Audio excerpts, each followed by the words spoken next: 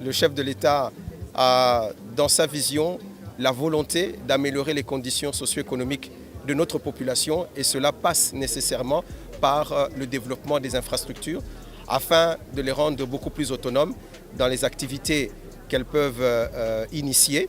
Et nous demandons à cette population également de protéger un bon père de famille. Nous avons demandé à la gouverneure qui a bien voulu nous accompagner dans cette cérémonie qu'elle soit également l'œil du gouvernement par rapport aux travaux tels qu'ils vont s'exécuter, mais aussi à toutes les autres structures intervenantes telles que l'Agence congolaise des grands travaux qui fait le pilotage technique de cet ouvrage, mais également tous ceux qui contribuent à la bonne réalisation et à la bonne fin de tous ces programmes d'infrastructures que nous avons.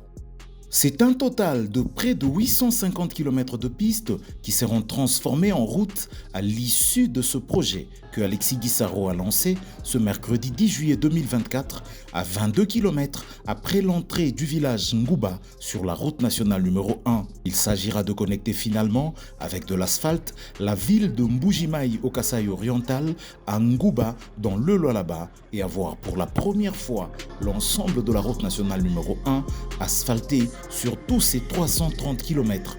Fifi Masuka Saini, gouverneur du Lualaba, a dit la bienvenue aux convives, remerciant au passage le chef de l'État Félix-Antoine Tshisekedi Tshilombo pour ce énième investissement qui va booster la croissance de sa province. Je rends mes hommages le plus déférents à son Excellence Monsieur le Président de la République et chef de l'État Félix-Antoine Tshisekedi Tshilombo qui a fait du désenclavement de l'intérieur du pays par la construction et la réhabilitation des routes, un axe déterminant de son deuxième quinquennat. L'ingénieur Nico Nzaou, directeur général de l'Agence congolaise des grands travaux, donnant les détails techniques du projet, a expliqué qu'avec une longueur de 3130 km, la route nationale numéro 1 est le principal axe structurant du système de transport en République démocratique du Congo. En desservant 9 des 26 provinces que compte le pays, elle revêt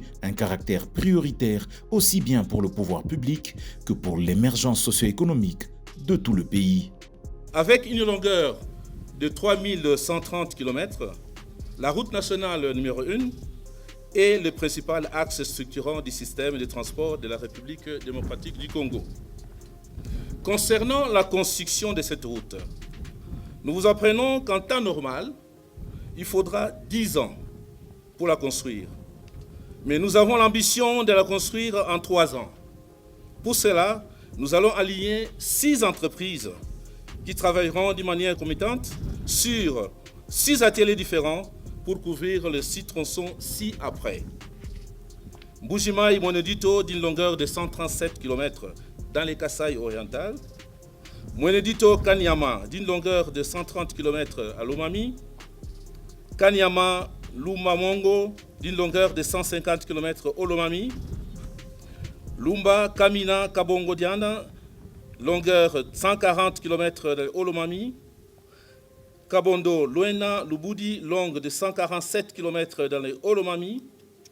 Lubudi Ngouba, longue de 142 km dans le Lualaba. Cette route va se présenter de la manière suivante. Une couche de roulement de 5 cm, une couche de base de 20 cm, une couche de fondation de 30 cm, une largeur de roulement de 7 mètres.